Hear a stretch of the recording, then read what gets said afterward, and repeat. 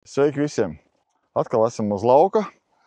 Šoreiz kopā ar maniem ir Vilnis, un mēs parunāsim par herbicīdiem labībās, ko var izmantot rudenī.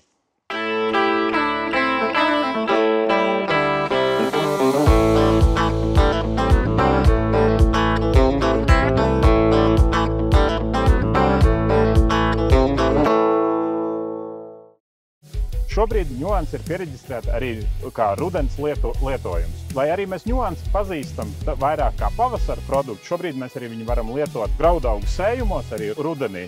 Pavisam noteikti šāds lauks, uz kur mēs esam šobrīd, nav ņuanses lietošanas. Lauks, kurš ir sadīdzis, ar sadīguši nezāli, sākot no 3 lapiņām, būs lauks, kur lietot ņuanses. Tātad lietojam ņuanses tad, kad sējums ir sadīdzis, nezāles ir sadīguši. Un kāds varbūt ir devas? Ņuanses reģistrētā deva rudenī ir 7,5 grami. Protams, pievienojam arī virsmas aktīvo vielu, kur mēs varam arī skaisti šo smidzinājumu apvienot ar mikroelementiem vai ar kādu insekticīdu.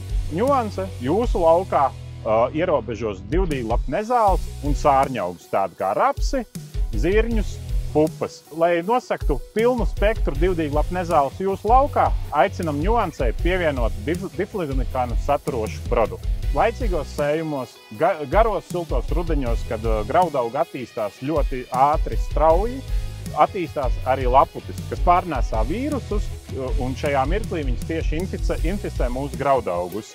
Un viņu ierobežošanai labs produkts ir karnadins ekstra.